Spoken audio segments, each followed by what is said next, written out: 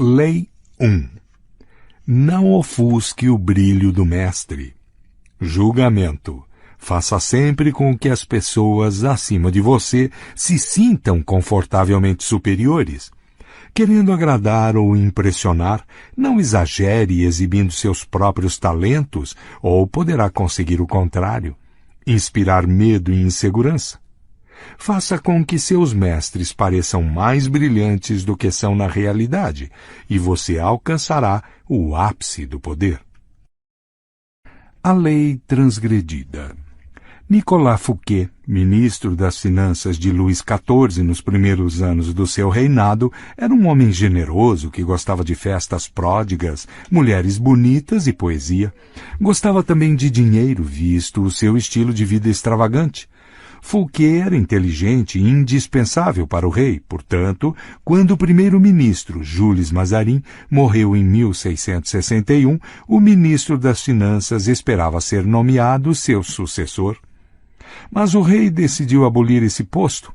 Este e outros sinais levaram Fouquet a desconfiar de que estava perdendo prestígio, e ele então decidiu agradar ao rei organizando a festa mais espetacular jamais vista no mundo. Aparentemente, a festa era para comemorar o término da construção do castelo de Fouquet, Vaux-le-Vicomte, mas a sua verdadeira função era prestar uma homenagem ao rei, convidado de honra. A nobreza mais ilustre da Europa e alguns dos grandes intelectuais da época, La Fontaine, La Rochefoucauld, Madame de Sévigné, estavam presentes. Molière escreveu uma peça para a ocasião, na qual ele mesmo deveria representar no encerramento da noite. A festa começou com um farto jantar de 7 pratos, alguns vindos do Oriente e jamais provados na França, assim como outros criados especialmente para aquela noite. A refeição foi acompanhada de música encomendada por Fouquet para homenagear o rei. Depois do jantar, havia um passeio pelos jardins do castelo. Os pátios e fontes de Vaux-le-Vicomte seriam a inspiração para Versalhes. Fouquet acompanhou pessoalmente o jovem rei pelos canteiros de flores e arbustos alinhados geometricamente. Chegando aos canais dos jardins, eles assistiram a espetáculos de fogos de artifício, seguidos da representação da peça de Molière. A festa entrou pela noite adentro e todos concordaram que nunca tinham visto nada mais espantoso. No dia seguinte, Fouquet foi preso pelo chefe dos mosqueteiros do rei, D'Artagnan. 3 meses depois, foi a julgamento sob a acusação de ter roubado o tesouro do país. Na verdade, a maior parte do roubo de que estava sendo acusado ele havia cometido em benefício do rei e com a sua permissão. Fouquet foi considerado culpado e enviado para a prisão mais isolada da França, no alto dos Pirineus, onde passou os últimos 20 anos da sua vida na solitária. Interpretação. Luís XIV, o Rei Sol, era um homem orgulhoso e arrogante que desejava ser o centro das atenções sempre. Não suportava ser superado em prodigalidade por ninguém, e certamente não por seu ministro das Finanças. Para o lugar de Fouquet, Luís escolheu Jean-Baptiste Colbert, um homem famoso por sua parcimônia e por promover as festas mais insípidas de Paris. Colbert garantiu que todo o dinheiro liberado do tesouro fosse parar direto nas mãos de Luís. Com o dinheiro, Luís construiu um palácio ainda mais magnífico do que o de Fouquet, o glorioso Palácio de Versalhes. Ele usou os mesmos arquitetos, decoradores e paisagistas, e em Versalhes, Luís deu festas ainda mais extravagantes do que aquela que custou a Fouquet a sua liberdade. Vamos examinar a situação. Na noite da festa, quando Fouquet ia apresentando a Luís um espetáculo após outro, cada um mais imponente do que o anterior, ele imaginava estar demonstrando a sua lealdade e devoção ao rei. Não só ele achava que a festa o faria cair de novo nas graças do rei, como pensava que ela mostraria o seu bom gosto, as suas relações e popularidade, tornando uma figura indispensável ao rei e provando que ele seria um excelente primeiro-ministro. Mas cada novo espetáculo, cada sorriso de apreço dos convidados dirigido a Fouquet fazia Louis achar que seus próprios amigos e súditos estavam mais encantados com o ministro das Finanças do que com o próprio rei, e que Fouquet estava, na verdade, ostentando a sua riqueza e poder. Em vez de lisonjear Luís XIV, a sofisticada festa de Fouquet ofendeu a vaidade do rei. Luís não reconheceria isso diante de ninguém, é claro. Pelo contrário, ele encontrou uma desculpa conveniente para se livrar do homem que, inadvertidamente, o fizera se sentir inseguro. É este o destino, de uma forma ou de outra, de todos aqueles que desestabilizam a noção de identidade do mestre, cutucam a sua vaidade ou o fazem desconfiar da própria superioridade. No início da noite, Fouquet estava no topo do mundo. Quando ela terminou, ele estava no chão. Voltaire, 1694-1778.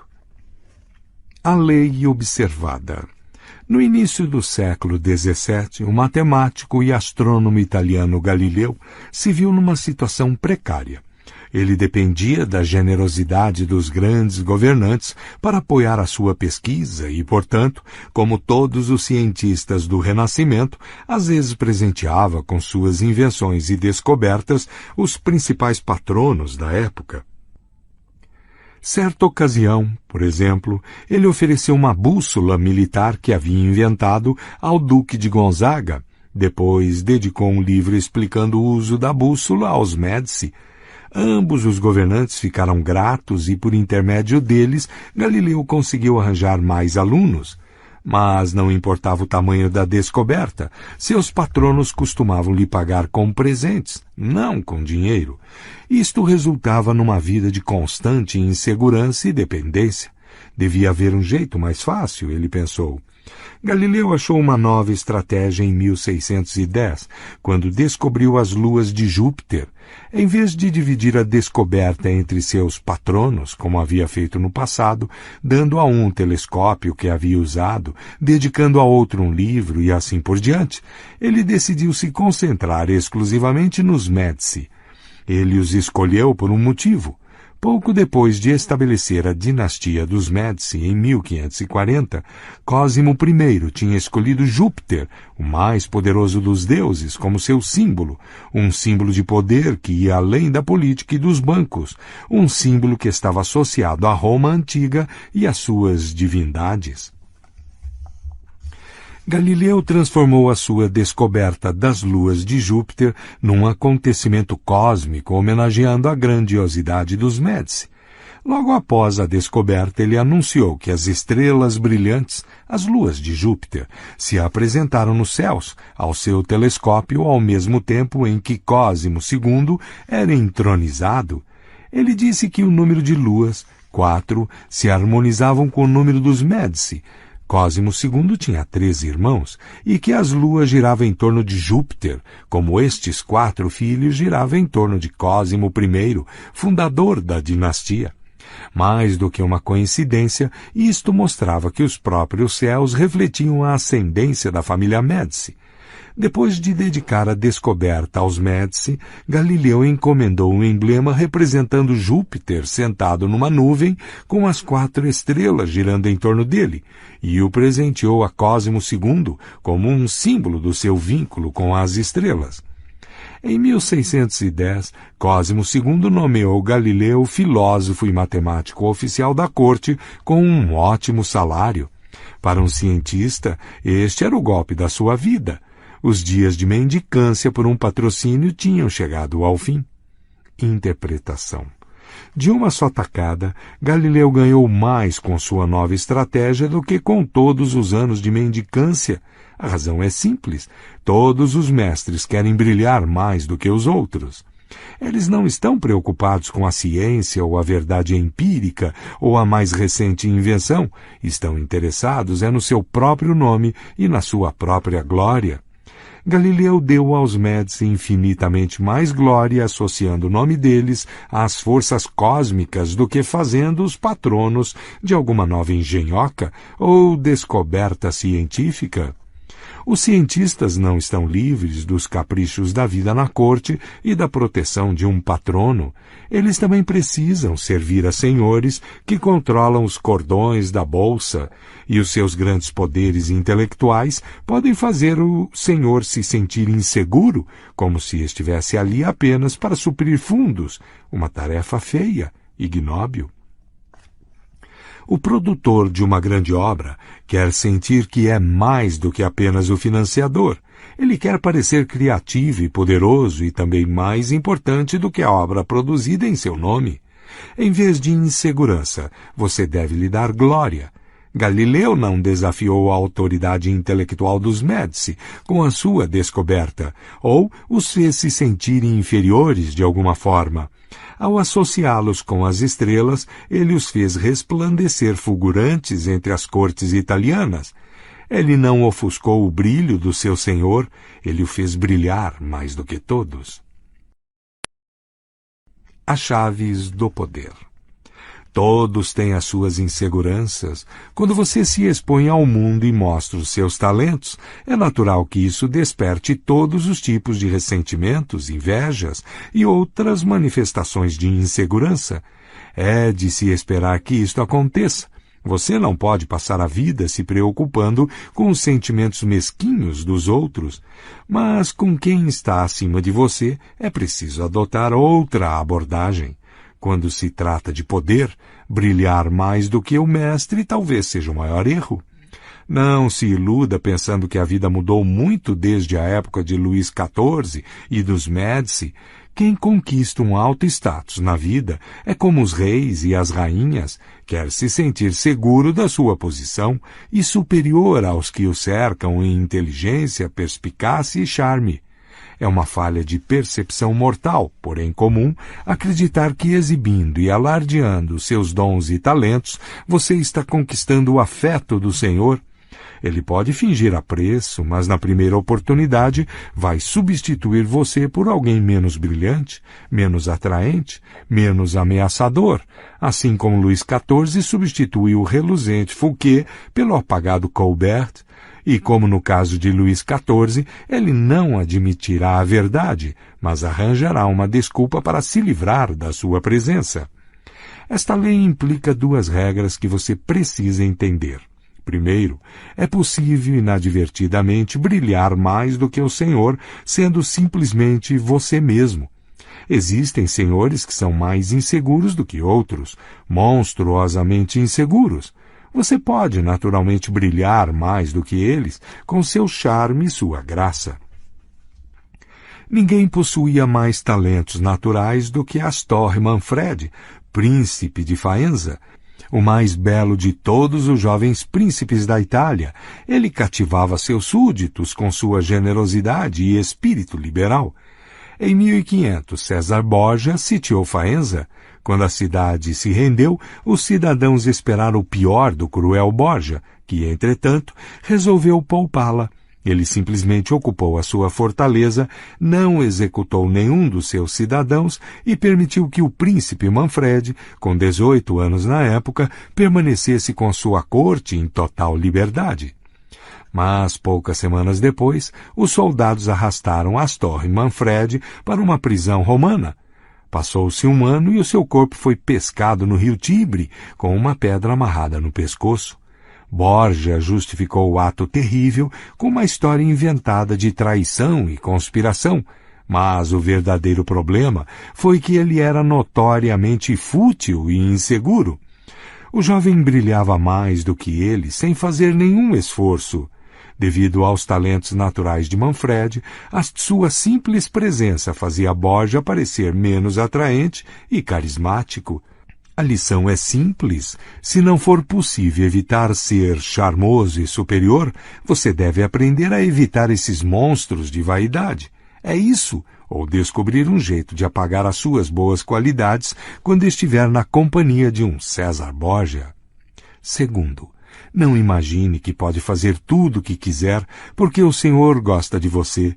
Livros inteiros poderiam ser escritos sobre favoritos que caíram em desgraça por considerar garantido seu status, por ousar brilhar. No Japão do final do século XVI, o favorito do imperador Hideyoshi era um homem chamado Sei no Rikyu, principal artista da cerimônia do chá, que tinha se tornado uma obsessão da nobreza. Ele era um dos conselheiros de maior confiança de Hideyoshi, tinha o seu próprio apartamento no palácio e era homenageado por todo o Japão. Mas, em 1591, Hideyoshi mandou prendê-lo e condenou-o à morte. Rikyu preferiu se suicidar. A causa desta repentina mudança de sorte foi descoberta mais tarde. Parece que Rikyu, antes um camponês e depois favorito da corte, tinha mandado esculpir uma estátua de madeira retratando-o de sandálias, sinal de nobreza, e com uma pose arrogante. Ele tinha mandado colocar a estátua no templo mais importante dentro dos muros do palácio, bem à vista da realeza que costumava passar por ali. Para Hideyoshi, isto significava que Rikyu não tinha senso de limite.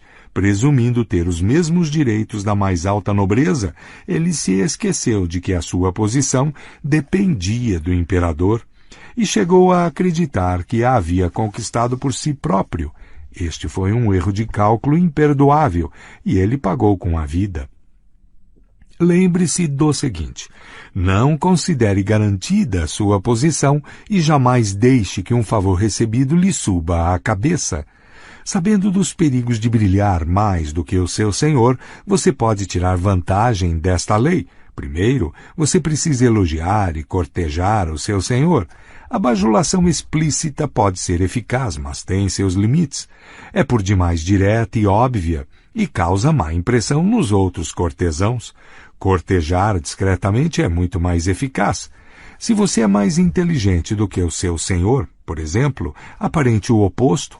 Deixe que ele pareça mais inteligente do que você, mostre ingenuidade, faça parecer que você precisa da habilidade dele, cometa erros inofensivos que não afetarão você a longo prazo, mas lhe darão chance de pedir a sua ajuda.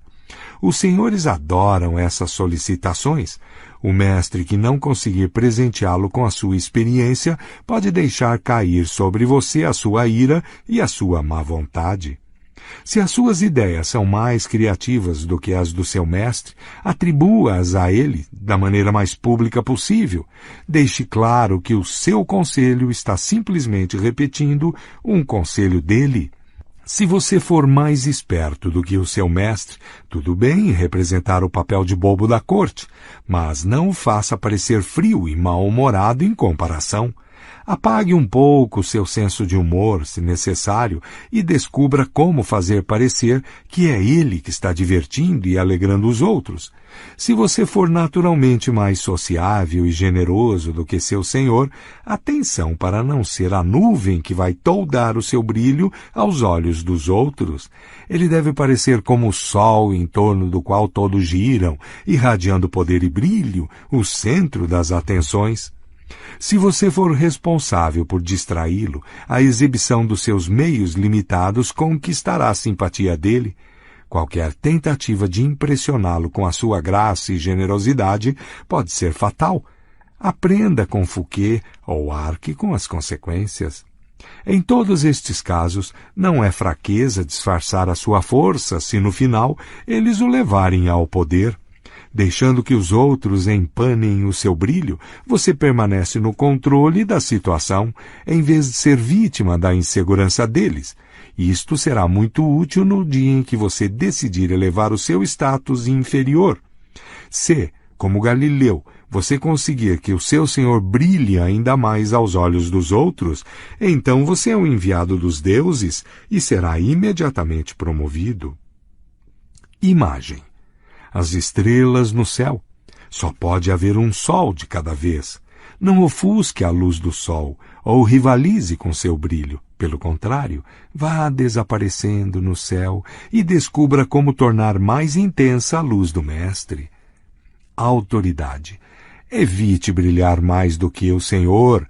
Toda superioridade é odiosa, mas a superioridade de um súdito com relação ao seu príncipe não só é estúpida como fatal.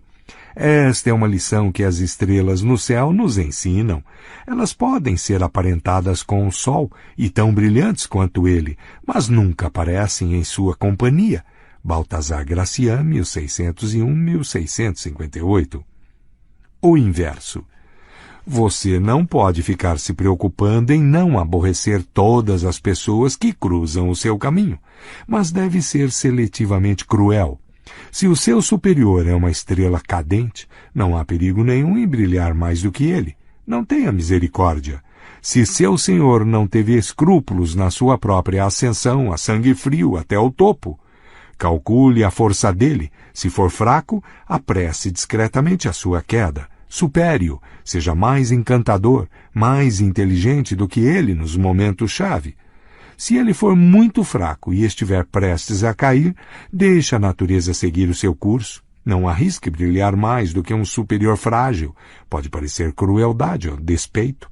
Mas se o seu senhor está firme na sua posição e você sabe que é mais capaz do que ele, tenha paciência e espere o momento mais propício. O curso natural das coisas é o poder acabar enfraquecendo. O seu senhor cairá um dia, e se jogar direito, você vai sobreviver, e um dia brilhar mais do que ele. Pasta 2, Lei 2. Não confie demais nos amigos.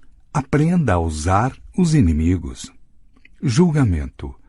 Cautela com os amigos. Eles o trairão mais rapidamente, pois são com mais facilidade levados à inveja. Eles também se tornam mimados e tirânicos, mas contrate um ex-inimigo e ele lhe será mais fiel do que um amigo, porque tem mais a provar.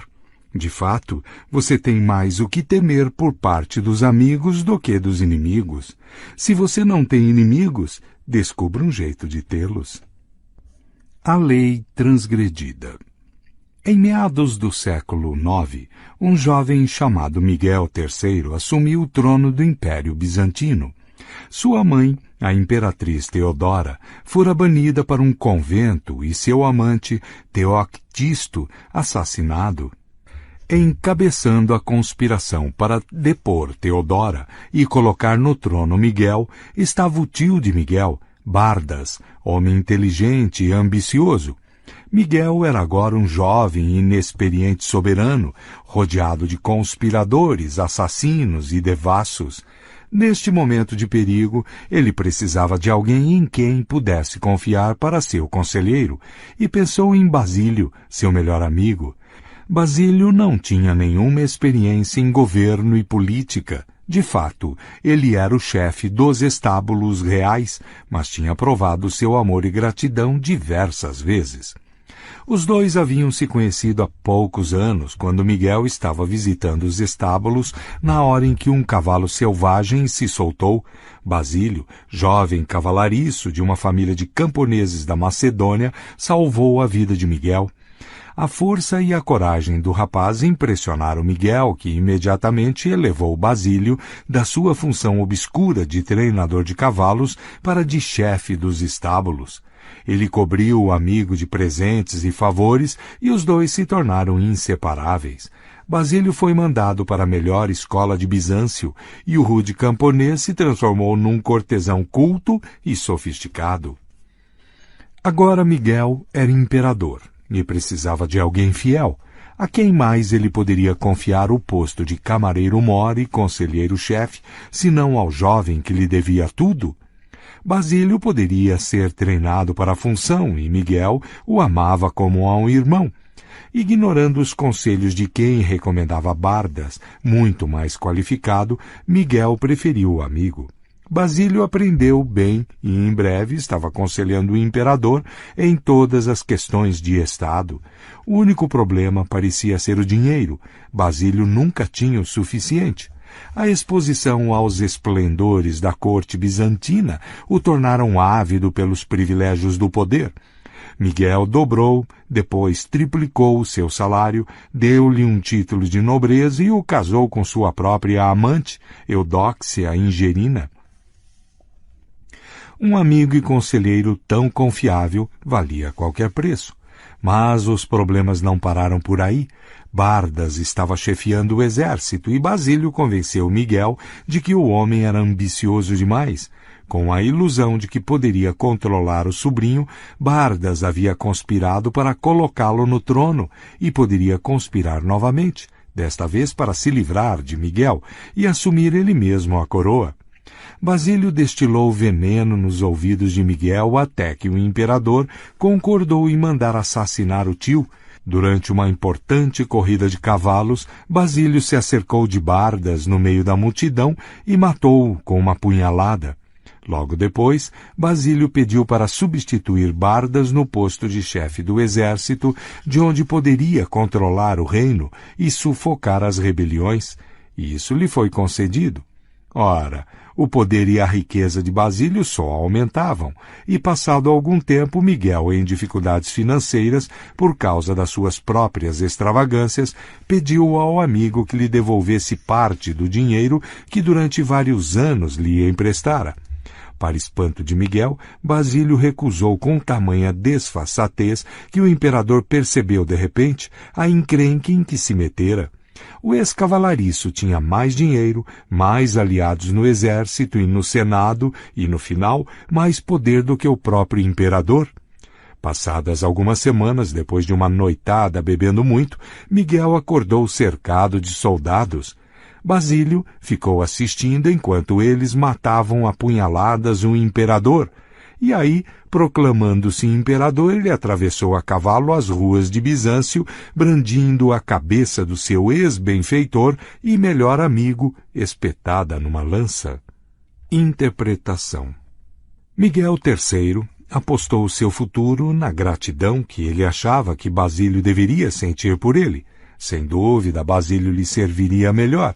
Ele devia ao imperador a sua fortuna, sua educação e a sua posição. Depois, uma vez Basílio no poder, tudo o que ele precisasse era melhor lhe dar, reforçando os vínculos entre os dois homens. Só naquele dia fatídico, ao ver o sorriso descarado no rosto de Basílio, é que o imperador percebeu o erro fatal que tinha cometido. Havia criado um monstro, tinha permitido que um homem visse o poder de perto, um homem que depois quis mais, que pediu tudo e conseguiu, que se sentiu carregando o peso da caridade que recebera e simplesmente fez o que muita gente faz nessa situação. Esqueceu os favores que recebeu e imaginou ter conquistado o sucesso por seus próprios méritos. No momento da revelação, Miguel ainda poderia ter salvo a sua vida, mas a amizade e o amor cegam os homens e eles não enxergam o que é do seu próprio interesse. Ninguém acredita que um amigo possa trair, e Miguel continuou não acreditando até o dia em que a sua cabeça foi parar na ponta de uma lança. Senhor, proteja-me dos meus amigos, que dos meus inimigos cuido eu. Voltaire, 1694-1778. A lei observada. Durante vários séculos após a queda da dinastia Han, 222 d.C., a história da China seguiu o mesmo modelo de violência e golpes sangrentos, um após o outro. O exército conspirava para matar um imperador fraco, depois o substituía no trono do dragão por um general forte. O general iniciava uma nova dinastia e se coroava imperador. Para garantir a própria sobrevivência, ele matava os generais, seus companheiros. Alguns anos depois, entretanto, o modelo voltava a funcionar. Novos generais se sublevavam e o matavam, ou matavam seus filhos. Ser imperador da China era ser uma pessoa solitária, cercada por um bando de inimigos. Era o posto de menos poder, de menos segurança do reino. Em 959 d.C., o general Shao Ka-Wang-Yin se tornou imperador Sung. Ele sabia das suas chances, da probabilidade de, em um ano ou dois, ser assassinado. Como romper com esse modelo? Logo depois de se tornar imperador, Sung ordenou um banquete para comemorar a nova dinastia e convidou os comandantes mais poderosos do exército.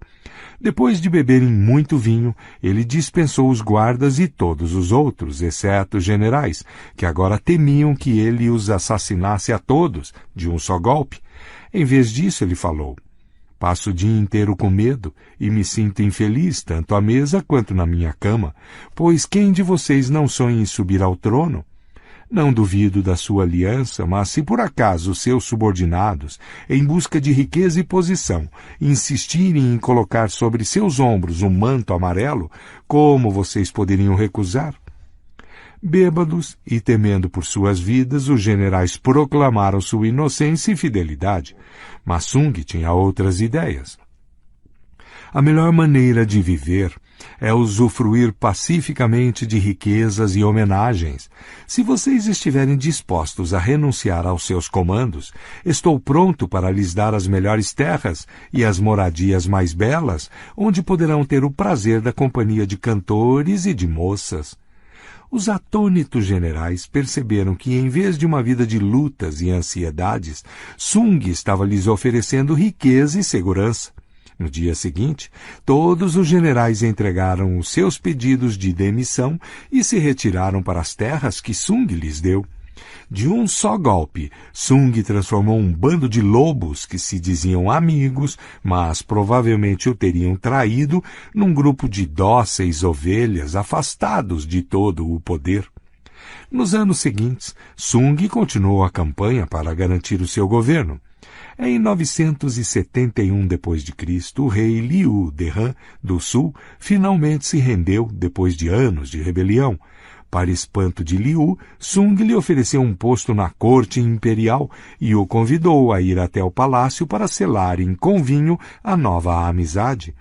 Segurando o copo que Sung lhe oferecia, o rei Liu hesitou, com medo de que estivesse envenenado. Os crimes de seus súditos certamente merecem a morte, gritou ele, mas eu imploro a sua majestade que poupe a vida do seu súdito. Na verdade, não ouso beber este vinho. O imperador Sung riu, pegou o copo de Liu e bebeu. Não estava envenenado. A partir daí, Liu se tornou o seu amigo mais leal e confiável. Na época, a China se dividia em muitos reinos menores. Quando Xianxu, rei de um deles, foi derrotado, os ministros de Sung aconselharam o imperador a trancafiar este rebelde. Eles apresentaram documentos provando que ele ainda conspirava para matar Sung. Quando Xianxu foi visitar o imperador, entretanto, em vez de prendê-lo, Sung o homenageou. Deu-lhe também um pacote que disse para o ex-rei abrir no caminho de casa. Xianxu abriu o pacote na viagem de volta e viu que continha todos os documentos sobre a sua conspiração. Percebeu que Sung sabia dos seus planos assassinos, mas mesmo assim o havia poupado. Esta generosidade o conquistou, e ele também passou a ser um dos súditos mais leais de Sung. Interpretação. Um provérbio chinês compara os amigos aos dentes e mandíbulas de um animal perigoso. Se você não tomar cuidado, eles acabam mastigando você. O imperador Sung conhecia as mandíbulas por entre as quais estava passando ao assumir o trono. Seus amigos, entre aspas, no exército, o mastigariam como um pedaço de carne, e se ele conseguisse sobreviver, seus amigos no governo o jantariam. O imperador Sung não quis saber de truques com amigos, subornou os colegas generais com esplêndidas terras e os manteve afastados. Esse foi um jeito bem melhor de enfraquecê-los sem os matar, o que só levaria os outros generais a buscar vingança. E Sung não quis nada com ministros amistosos. Com mais frequência, eles acabariam bebendo seu famoso copo de vinho. Em vez de confiar em amigos, Sung usou seus inimigos um após o outro, transformando-os em súditos muito mais confiáveis. Enquanto um amigo espera receber cada vez mais favores e ferve de inveja, esses antigos inimigos não esperavam nada e conseguiram tudo. Um homem que se vê poupado de repente da guilhotina é um homem grato, não há dúvida, e fará o impossível pelo homem que o perdoou. Com o tempo, estes ex-inimigos se tornaram os amigos mais fiéis de Sung. E Sung conseguiu finalmente romper com o modelo de golpes, violências e guerras civis. A dinastia Sung governou a China por mais de 300 anos. Em um discurso pronunciado no auge da Guerra Civil, Abraham Lincoln se referiu aos sulistas como seres humanos, companheiros que estavam no caminho errado.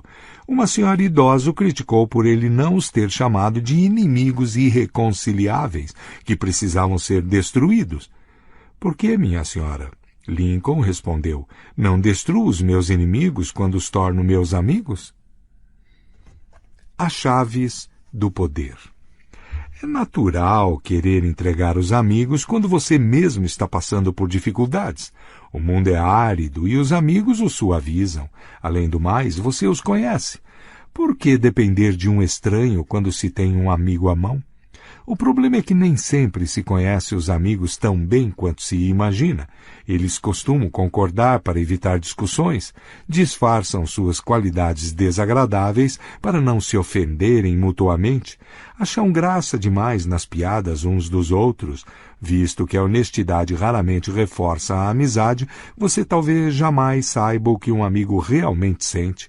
Eles dirão que gostam da sua poesia, adoram a sua música, invejam o seu bom gosto para se vestir. Talvez estejam sendo sinceros, com frequência não estão. Quando você decide contratar um amigo, aos poucos vai descobrindo as qualidades que ele, ou ela, estava escondendo. Curiosamente, é o seu ato de bondade que desequilibra tudo. As pessoas querem sentir que merecem a sorte que estão tendo. O recibo por um favor pode ser opressivo. Significa que você foi escolhido porque é um amigo, não necessariamente porque merece. Existe quase que um toque de condescendência no ato de contratar os amigos que no íntimo os aflige. O dano vai surgindo lentamente. Um pouco mais de honestidade, lampejos de inveja e ressentimento aqui e ali, e antes que você perceba, a amizade se foi. Quanto mais favores e presentes você distribuir para reavivar a amizade, menos gratidão receberá em troco. A ingratidão tem uma longa e profunda história. Ela tem demonstrado seus poderes há tantos séculos que é realmente interessante que as pessoas continuem subestimando-os. Melhor prestar atenção. Se você nunca espera a gratidão de um amigo, vai ter uma agradável surpresa quando eles se mostrarem agradecidos. O problema de usar ou contratar amigos é que isso inevitavelmente limitará o seu poder.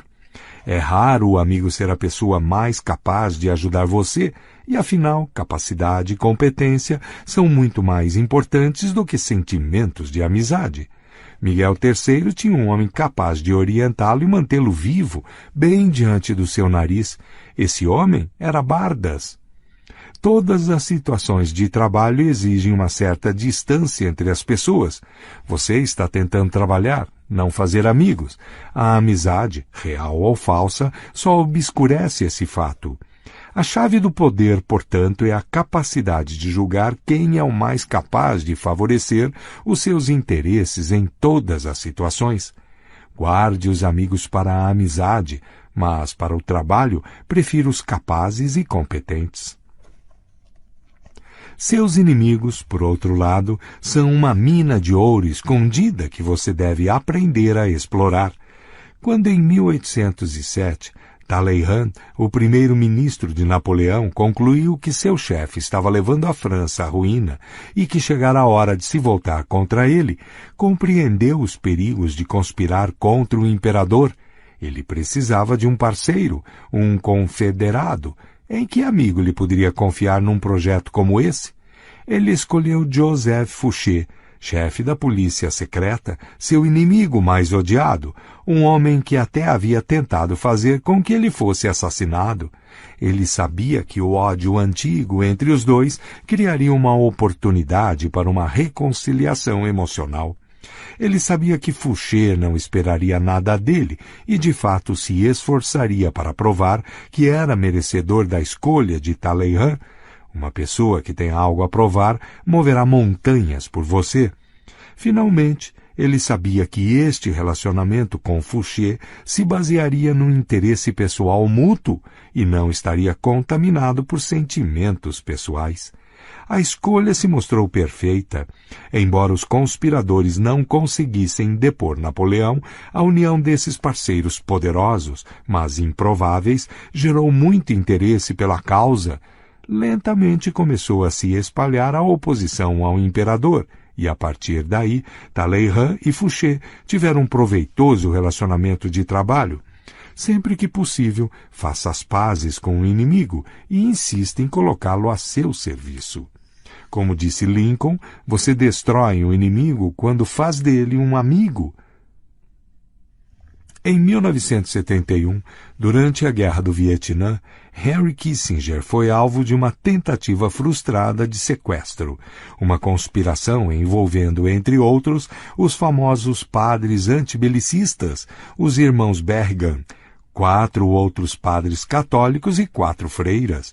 Em particular, sem informar ao Serviço Secreto ou ao Departamento de Justiça, Kissinger combinou um encontro num sábado de manhã com 3 dos supostos sequestradores, explicando aos seus convidados que tiraria a maior parte dos soldados americanos do Vietnã em meados de 1972.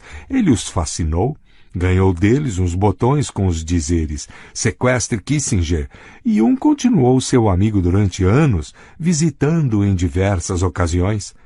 Esta não foi uma manobra isolada. A política de Kissinger era trabalhar com os que discordavam dele. Os colegas comentavam que ele parecia se dar melhor com seus inimigos do que com seus amigos. Sem inimigos à nossa volta, ficaríamos preguiçosos.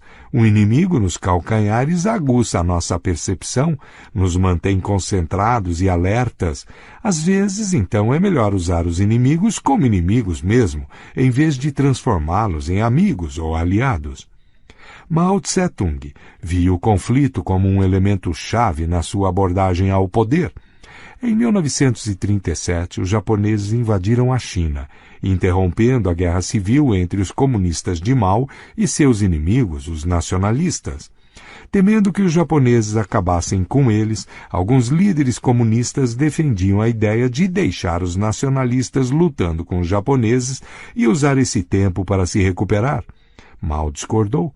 Os japoneses não poderiam derrotar e ocupar um país tão vasto quanto a China por muito tempo.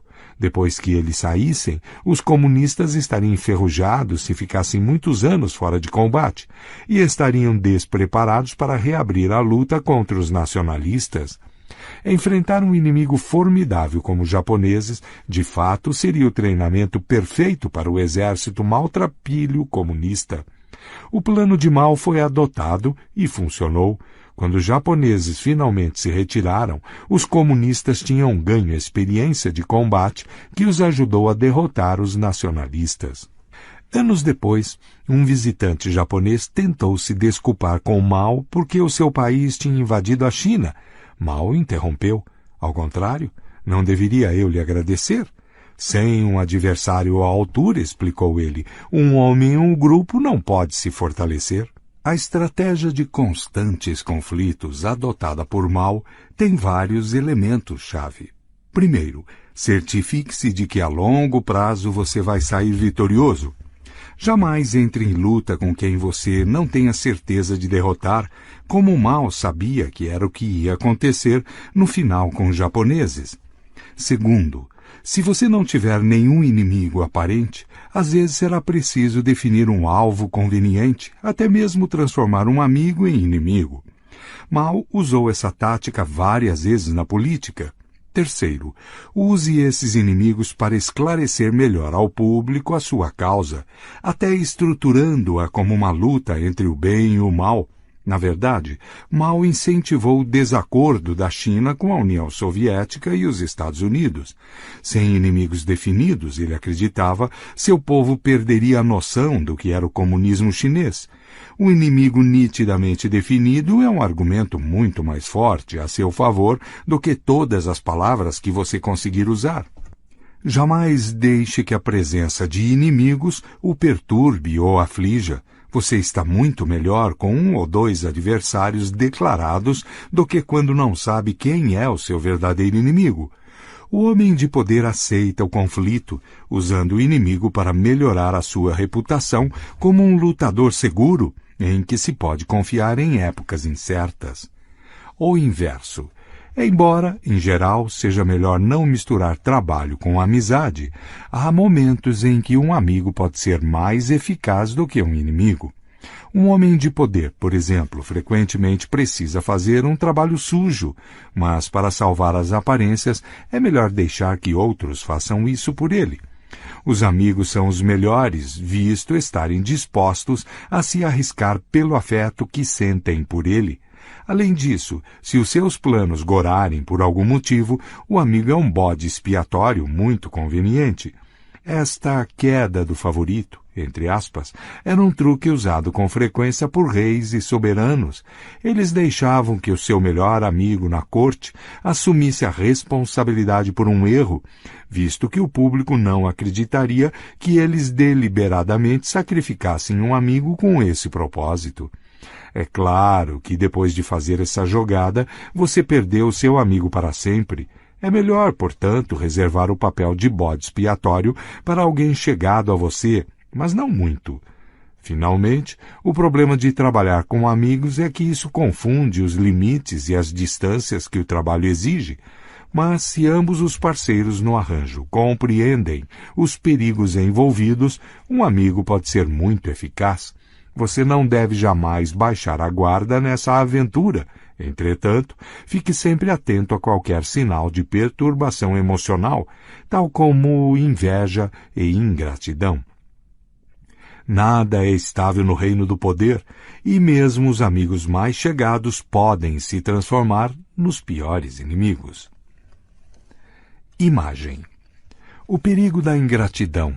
Sabendo o que pode acontecer se você colocar o dedo na boca de um leão, é melhor não fazer isso. Com amigos você não terá tanta cautela, e se os contratar, eles o comerão vivo com a sua ingratidão. A autoridade. Saiba tirar vantagem dos inimigos. Você precisa aprender que não é pela lâmina que se segura a espada, mas pelo punho, para poder se defender. O sábio lucra mais com seus inimigos do que o tolo com seus amigos. Baltazar Gracian, 1601-1658. Notas. Para um bom inimigo, escolha um amigo. Ele sabe onde atacar. Diane de Poitiers, 1499-1566, amante de Henrique II, da França. Sempre que ofereço um posto vago, faço centenas de descontentes e um ingrato. Luís XIV, 1638-1715. Assim, eu mesmo já fui mais de uma vez iludido pela pessoa a quem mais amava e em cujo amor, acima de qualquer outra pessoa, eu mais confiava. Acredito, portanto, que seja certo amar e servir a uma pessoa mais do que a todas as outras, segundo o mérito e o valor. Porém, jamais confiar tanto nesta tentadora armadilha da amizade a ponto de ter de se arrepender mais tarde. Baldassare Castiglione, 1478-1529. A serpente, o fazendeiro e a garça. Uma serpente perseguida pelos caçadores pediu a um fazendeiro que salvasse a sua vida. Para escondê-la de seus perseguidores, o fazendeiro se agachou e permitiu que a serpente rastejasse para dentro de sua barriga. Mas quando o perigo passou e o fazendeiro pediu para a serpente sair, ela se recusou. Estava quente e seguro lá dentro. No caminho de casa, o fazendeiro viu uma garça, aproximou-se dela e lhe contou baixinho o que tinha acontecido. A garça lhe disse para se agachar e fazer força para botar o bicho para fora. Assim que a serpente espichou a cabeça, a garça agarrou-a com um bico e, puxando-a de lá de dentro, matou-a. O fazendeiro ficou preocupado com o medo de que o veneno da serpente ainda estivesse na sua barriga, e a garça lhe disse que para curar veneno de cobra era preciso cozinhar e comer 6 aves brancas. Você é uma ave branca, disse o fazendeiro. Para começar serve. Agarrou a garça, colocou-a numa sacola e a levou para casa, onde a pendurou enquanto contava para a mulher o que tinha acontecido. Você me surpreende, disse a mulher. A ave é boa com você. O livra de uma coisa ruim dentro da sua barriga. Na verdade, salva a sua vida. E você atrasa até aqui para matá-la. E imediatamente soltou a garça, que saiu voando. Mas, no caminho, lhe bicou os olhos. Moral: se você vir o rio subindo o morro, é sinal de que alguém está retribuindo uma gentileza. Conto folclórico africano. Muita gente pensa que um príncipe sábio deveria, tendo oportunidade, incentivar astuciosamente uma inimizade, de forma que, ao eliminá-la, ele possa aumentar a sua grandeza. Os príncipes, especialmente os novos, encontraram mais fé e utilidade naqueles homens a quem, no início do seu poder, viam com suspeita do que naqueles em que começaram confiando. Pandolfo Petrucci, príncipe de Siena, governou seu estado mais com aqueles de quem desconfiava do que com os outros. Nicolau Maquiavel, 1469-1527. Um Brahmane, grande especialista nos Vedas e que também foi um ótimo arqueiro, oferece os seus serviços ao seu bom amigo, que agora é o rei. O Brahmane grita ao ver o rei: "Reconheça-me, meu amigo." O rei lhe responde com desprezo e depois explica: "Sim, já fomos amigos, mas nossa amizade se baseava no poder que tínhamos. Eu era seu amigo, bom Brahmane, porque era do meu interesse. Nenhum pobre é amigo do rico, nenhum tolo do sábio, nenhum covarde do corajoso. Um velho amigo, quem precisa dele? Só 2 homens de igual riqueza e berço ficam amigos e se juntam, não um homem rico e outro pobre. Um velho amigo, quem precisa dele?" Mahabharata, século III, provavelmente antes de Cristo. Colha uma abelha por bondade, e verá as limitações da bondade. Provérbio sufi. Os homens apressam-se mais a retribuir um dano do que um benefício, porque a gratidão é um peso e a vingança um prazer. Tácito, aproximadamente 55 a 120 depois de Cristo. Lucrando com os inimigos. Aconteceu certa vez que o rei Hiero, falando com um dos seus inimigos, foi recriminado por ter mau hálito. O rei, então, tanto constrangido, assim que chegou em casa, ralhou com a mulher: "Como é que você nunca me falou sobre isso?"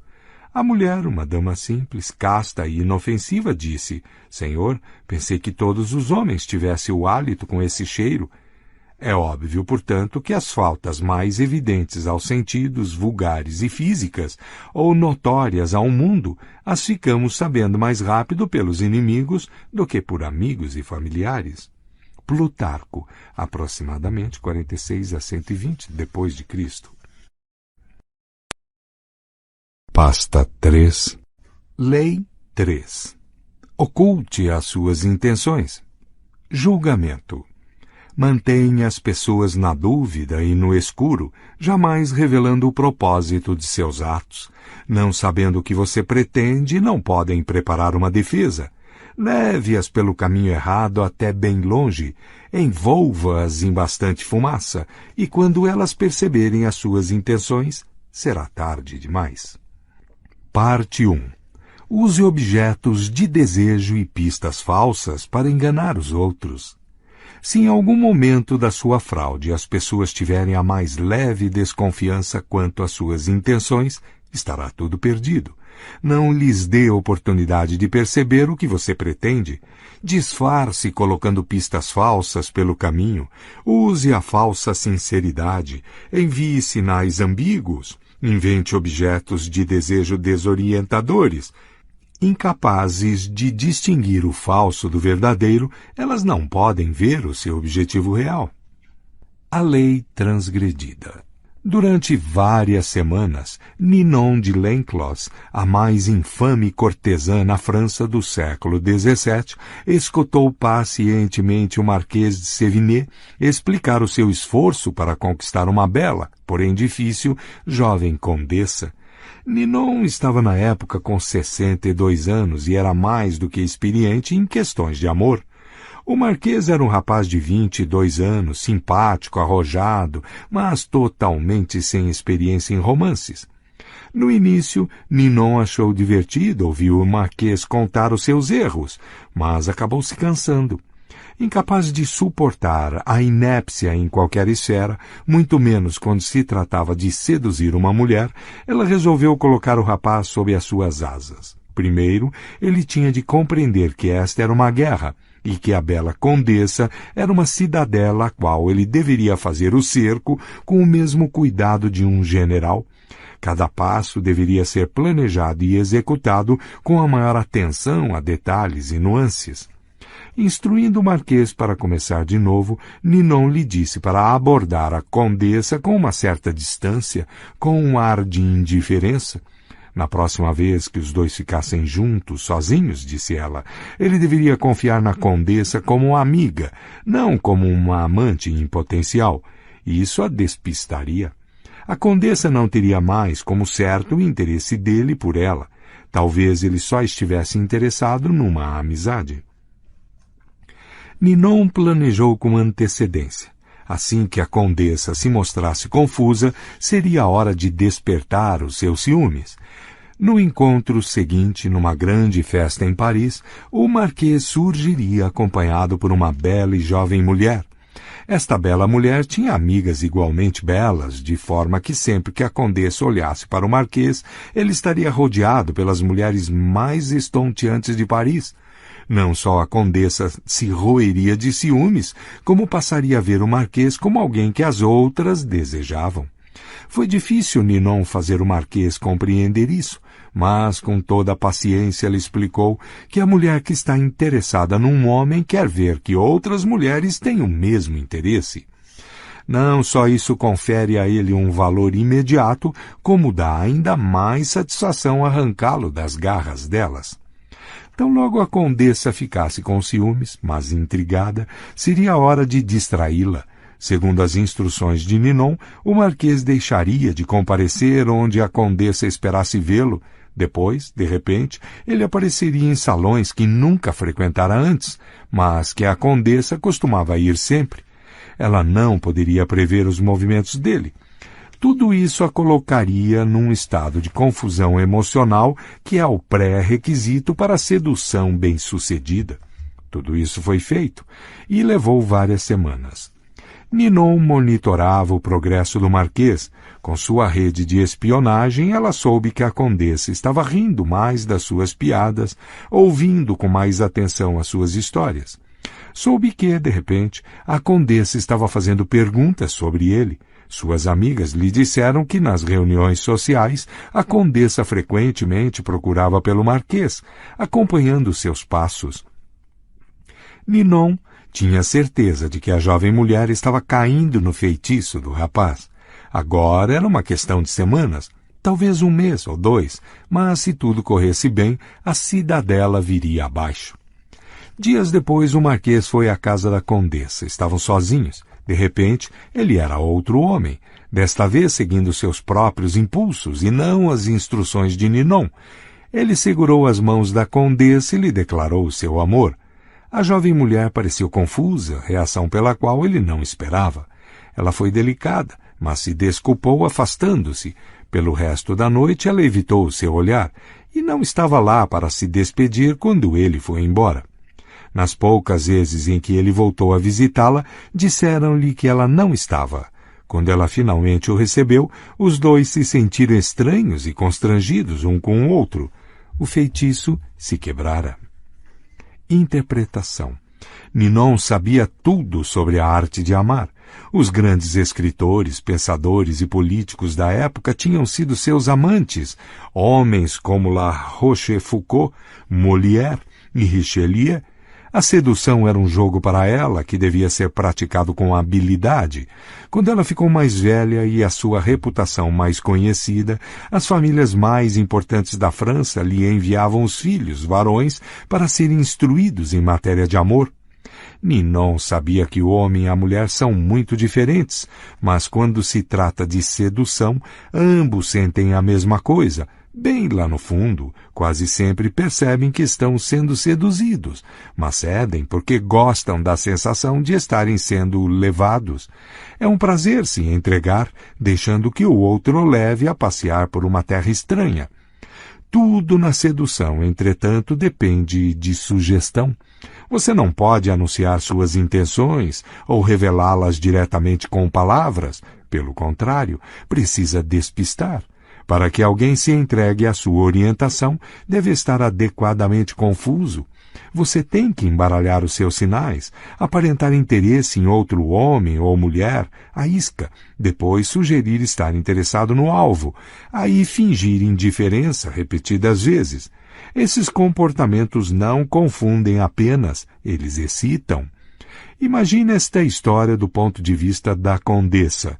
Depois de alguns movimentos do marquês, ela percebeu que ele estava fazendo uma espécie de jogo, mas o jogo a agradou. Ela não sabia para onde ele a estava levando, mas era melhor assim. Os movimentos dele a intrigavam. Cada um a mantinha na expectativa do próximo. Ela até gostou do ciúme, da confusão, porque às vezes qualquer emoção é melhor do que a monotonia da segurança. Talvez o marquês tivesse outros motivos. A maioria dos homens tem. Mas ela estava disposta a esperar para ver, e provavelmente, se ele a tivesse feito esperar o bastante, o que ele estava pretendendo não teria importância. Assim que o marquês pronunciou a palavra fatídica, amor, entretanto, tudo mudou. Não era mais um jogo, era uma simples demonstração de paixão. Suas intenções se revelaram. Ele a estava seduzindo, e isto colocava tudo o que ele tinha feito sob uma nova luz. Tudo que antes fora encantador agora parecia feio e conivente. A condessa se sentiu constrangida e usada. Fechou-se uma porta para sempre. Não deixe que o vejam como um impostor, mesmo que hoje seja impossível não o ser. Que a sua maior esperteza esteja em dissimular o que parece ser esperteza. Baltazar Gracian, 1601-1658. A lei observada. Em 1850, o jovem Otto von Bismarck, na época com 35 anos de idade e representante no parlamento prussiano, passava por um momento decisivo na sua carreira. Os assuntos do dia eram a unificação dos muitos estados, inclusive a Prússia, em que a Alemanha estava então dividida, e uma guerra contra a Áustria, a poderosa vizinha ao sul, que esperava manter a Alemanha fraca e em desvantagem, até ameaçando intervir se eles tentassem se unir. O príncipe Guilherme, o próximo na linha de sucessão ao trono da Prússia, era a favor da guerra, e o parlamento cerrava fileiras em torno da causa, preparado para apoiar uma mobilização das tropas. Os únicos contrários à guerra eram o atual rei, Frederico Guilherme IV, e seus ministros, que preferiam contentar os poderosos austríacos. Em toda a sua carreira, Bismarck foi um leal e até apaixonado defensor da força e do poder prussiano. Ele sonhava com a unificação alemã em declarar a guerra contra a Áustria e humilhar o país que durante tanto tempo manteve a Alemanha dividida. Soldado, ele via a guerra como um negócio glorioso.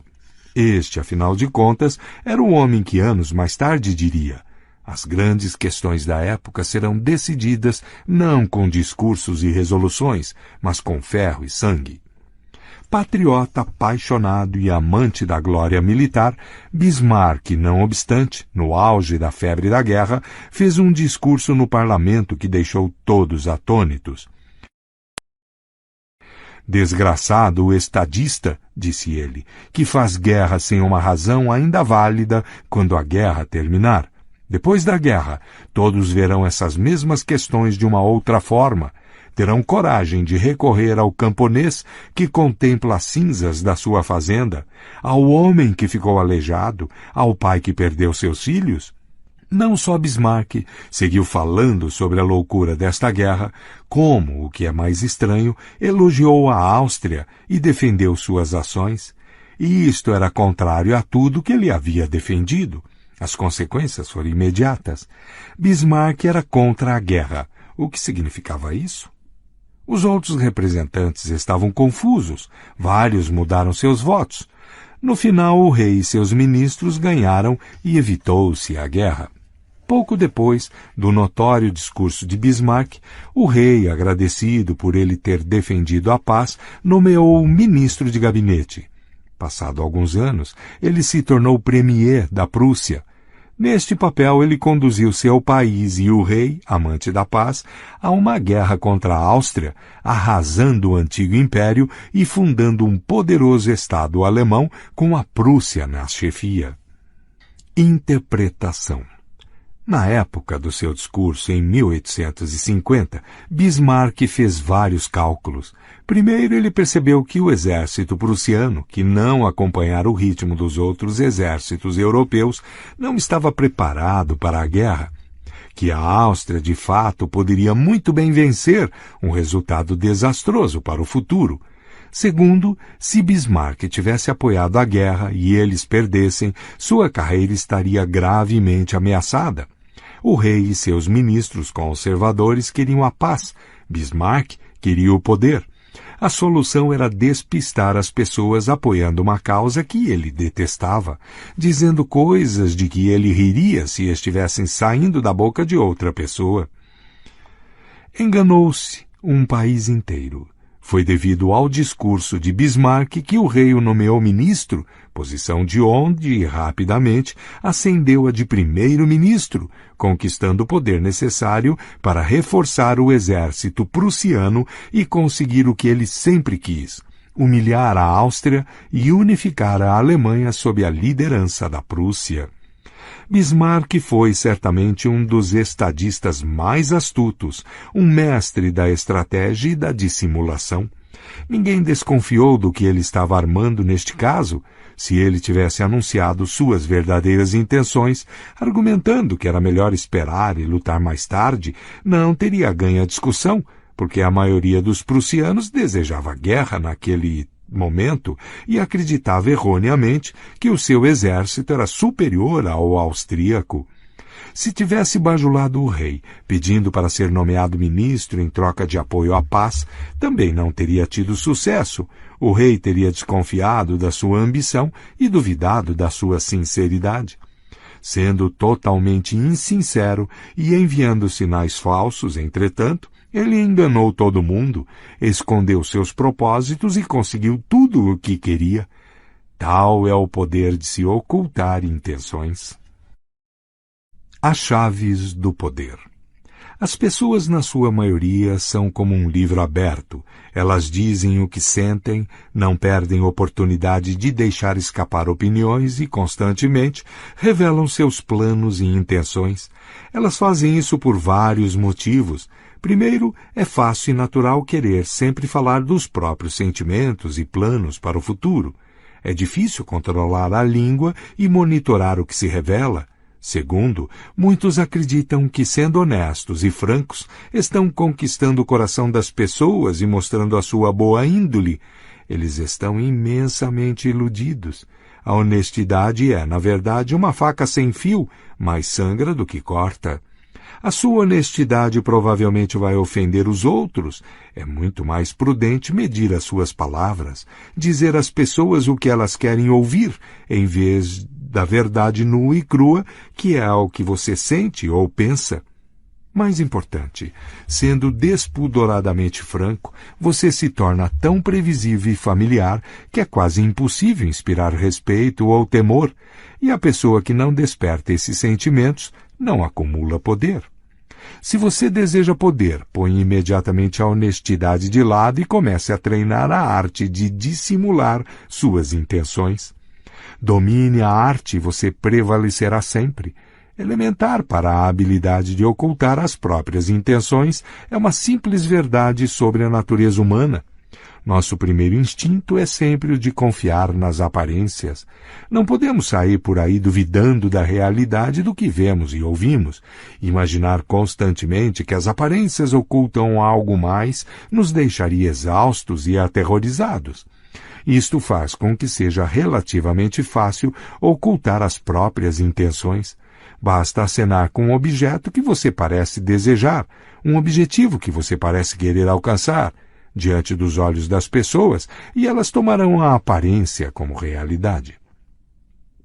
Uma vez com os olhos fixos na isca, elas não notarão o que você está realmente pretendendo. Na sedução, dê sinais conflitantes, tais como desejo e indiferença, e você não só os despistará, como inflamará o seu desejo de possuir você. Uma tática que funciona com frequência quando se quer armar uma pista falsa é parecer estar apoiando uma ideia ou causa que, na verdade, contraria o que você sente. Bismarck a usou com muita eficácia no seu discurso de 1850.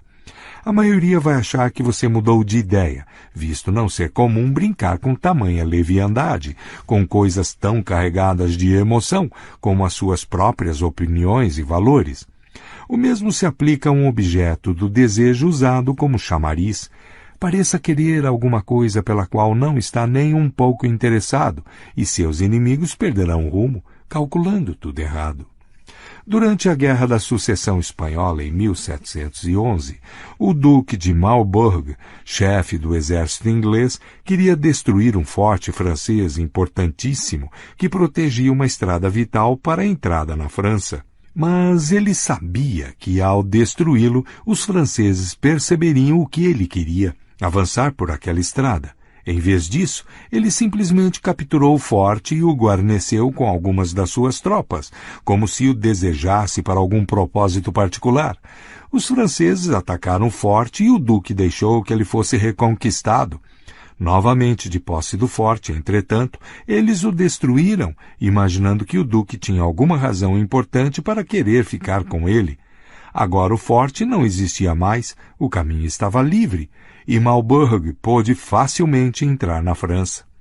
Use essa tática da seguinte maneira: não esconda suas intenções se fechando, com o risco de parecer misterioso e deixar as pessoas desconfiadas, mas falando sem parar sobre seus desejos e objetivos, só que não os verdadeiros. Você matará 3 coelhos com uma só cajadada.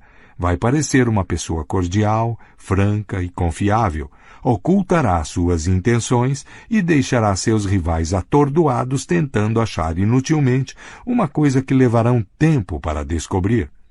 Outra ferramenta eficaz para colocar as pessoas desorientadas é a falsa sinceridade. Elas confundem facilmente sinceridade com honestidade. Lembre-se, o primeiro instinto é o de confiar nas aparências, e como as pessoas valorizam a honestidade e querem acreditar na honestidade dos que a cercam, raramente irão duvidar de você ou perceber o que você está fazendo. Parecer que está acreditando no que você mesmo diz dá um grande peso às suas palavras. Foi assim que Iago enganou e destruiu Otelo, diante da intensidade das suas emoções, da aparente sinceridade da sua preocupação com a suposta infidelidade de Desdémona, como Otelo poderia desconfiar dele. Foi assim também que o grande charlatão, Yellow Kid, veio, tapou os olhos das suas vítimas, parecendo acreditar tanto no objeto isca que acenava diante deles, um cavalo falso, um cavalo de corrida apresentado como uma barbada. Ficava difícil duvidar da sua realidade. Claro que é importante não exagerar nessa área. A sinceridade é uma arma traiçoeira. Aparente estar apaixonado demais e despertará suspeitas. Seja uma pessoa comedida e em que se possa acreditar, ou a sua artimanha parecerá a fraude que ela é. para que a sua falsa sinceridade seja uma arma eficaz, ocultando as suas verdadeiras intenções, adote a fé na honestidade e na franqueza como valores sociais importantes. Faça isso da forma mais pública possível. Enfatize a sua posição quanto a isso, divulgando ocasionalmente alguma ideia sincera, mas só aquela realmente sem importância ou irrelevante, é claro. O ministro de Napoleão, Talleyrand, era mestre em despertar a confiança das pessoas, revelando um suposto segredo. Esta confiança fingida, à isca, despertava em seguida a confiança verdadeira do outro. Lembre-se, os maiores impostores fazem de tudo para encobrir suas virtudes traiçoeiras. Cultivam um ar de pessoa honesta numa área para disfarçar a sua desonestidade em outras. A honestidade é simplesmente mais uma isca no seu arsenal. Parte 2. Disfarce as suas ações entre cortinas de fumaça. Trapacear é sempre a melhor estratégia, mas as melhores trapaças exigem uma cortina de fumaça para distrair a atenção das pessoas do seu verdadeiro propósito. O exterior afável, com uma inescrutável cara de pau, é quase sempre a cortina de fumaça perfeita, escondendo suas intenções por trás do que é confortável e familiar. Se você conduzir a vítima por um caminho conhecido, ela não perceberá que você a está levando para uma armadilha. A lei observada. 1. Em 1910, um certo Sam Geisel, de Chicago, vendeu o seu armazém por aproximadamente $1 milhão. Acomodou-se numa semi-aposentadoria e ficou administrando as suas diversas propriedades. Mas, lá no fundo, sentia saudades dos velhos tempos de negociante. Um dia, um jovem chamado Joseph foi visitá-lo no seu escritório, querendo comprar um apartamento que ele estava vendendo. Geisel expôs os termos. O preço era $8 mil, mas ele queria apenas 2 mil de entrada. Disse que ia pensar, mas voltou no dia seguinte e propôs pagar os $8 mil à vista, em dinheiro, se Geisel esperasse uns 2 dias até ele encerrar um negócio em andamento. Mesmo semi-aposentado, um negociante esperto como Geisel ficou curioso para saber como arrumaria tanto dinheiro, mais ou menos uns $150 mil hoje, tão rápido. Parecia não querer dizer e mudava logo de assunto, mas Geisel insistiu. Finalmente, depois da garantia de sigilo, contou a seguinte história. Seu tio era secretário de um grupo de financistas multimilionários. Estes ricaços tinham comprado um pavilhão de caça em Michigan há uns 10 anos, pagando barato. Como não usavam o pavilhão há alguns anos, resolveram passá-lo adiante e pediram ao tio de para vender pelo preço que conseguisse. Por boas razões, pessoais, o tio vinha com raiva dos milionários há anos. Era a sua chance de se vingar. Venderia a propriedade por $35 mil para um testa de ferro. Quem? Caberia descobrir. Os financistas eram ricos demais para se preocupar com um preço tão baixo. O testa de ferro, por sua vez, a venderia novamente pelo preço real, em torno de $155 mil. O tio e o terceiro homem dividiriam os lucros desta segunda venda. Era tudo legal e por uma boa causa, a legítima desforra do tio. Geisel não quis saber de mais nada, seria ele o testa de ferro. Relutava em envolvê-lo na história, mas Geisel não desistia. A ideia de um grande lucro, somada a uma pequena aventura, o fazia vibrar. Explicou que Geisel teria de dar os $35 mil em dinheiro para fazer o negócio. Milionário, Geisel disse que conseguiria isso num estalar de dedos. Finalmente cedeu e concordou em marcar um encontro com o tio, Geisel e os financistas, em Galesburg, Illinois. No trem para Galesburg, Geisel conheceu o tio, um homem impressionante, com quem discutiu avidamente sobre negócios. Também trouxe um companheiro, um homem meio barrigudo, chamado George Gross. Veio e explicou a Gaze que era um treinador de boxe e Gross era um dos futuros campeões que ele treinava e que tinha pedido a Gross para acompanhá-lo a fim de garantir que o lutador se mantivesse em forma. Como futuro campeão, Gross não impressionava muito, tinha os cabelos grisalhos e uma barriga de chope, mas Gaze estava tão entusiasmado com o negócio que nem deu bola para a flacidez do sujeito. Chegando em Galesburg, Veio e o tio foram buscar os financistas enquanto Gaze esperava num quarto de hotel com Gross, que logo colocou seu calção de boxe. Como Gaze o olhava distraído, Gross começou a dar socos no ar, como se estivesse treinando com um adversário imaginário. Gaze estava tão distraído que não percebeu como o boxeador ficou ofegante minutos depois de começar o exercício, embora o seu estilo parecesse bastante real. Passou uma hora. Veio e o tio voltaram com os financistas, um grupo majestoso e intimidante de homens muito bem vestidos. A reunião correu tranquila e os financistas concordaram em vender o pavilhão para Gaze, que já tinha entrado em contato com um banco local para conseguir os $35.000.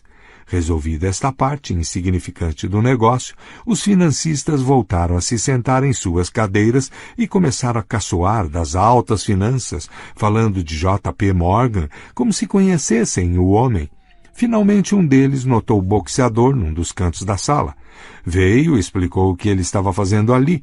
O financista falou que também tinha um boxeador no seu entourage e disse o seu nome. Veio, deu uma gargalhada e exclamou que o seu homem derrubava facilmente o deles. A conversa degenerou em discussão. Inflamado, Veio desafiou os homens para uma aposta. Os financistas concordaram logo e saíram para aprontar o seu homem para a luta no dia seguinte. Assim que eles saíram, o tio começou a gritar com Veio, bem na frente de Gaze. Eles não tinham dinheiro da aposta, e quando os financistas descobrissem, o tio iria para a rua. Veio desculpou-se por tê-lo colocado nessa confusão, mas ele tinha um plano. Conhecia bem o outro boxeador, e com um pequeno suborno a luta estava ganha. Mas de onde viria o dinheiro para a aposta?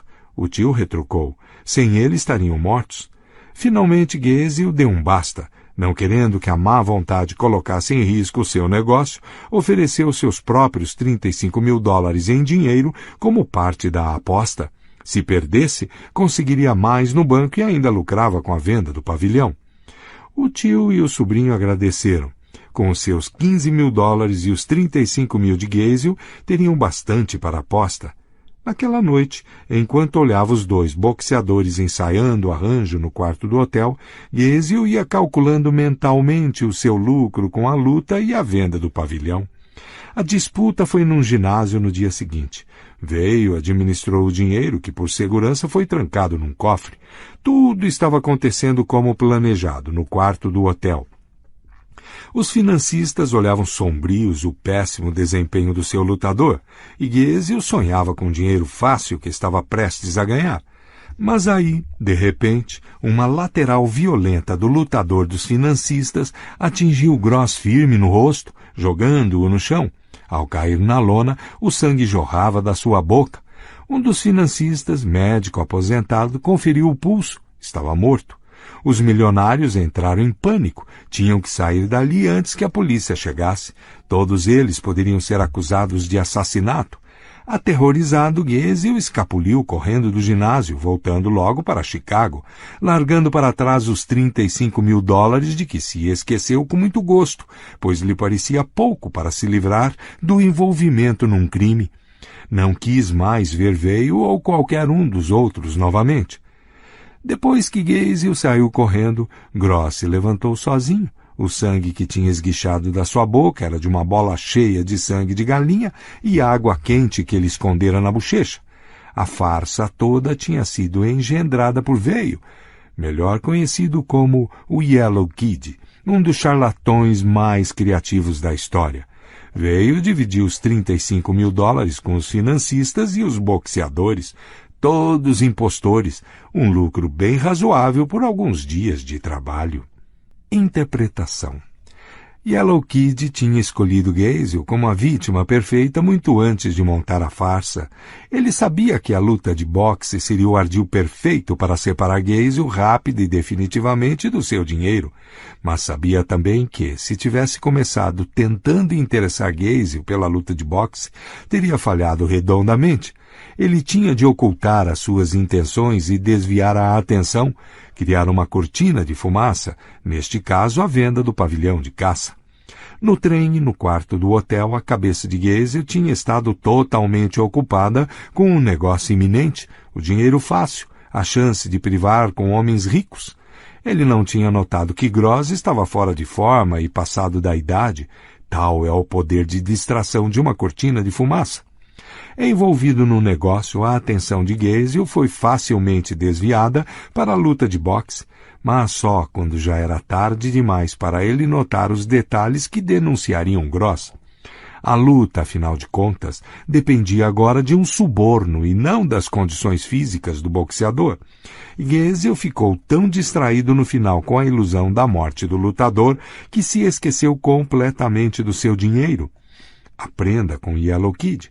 A fachada invisível, familiar, é a cortina de fumaça perfeita. Aborde o seu alvo com uma ideia que pareça bastante comum, um negócio, uma trama financeira.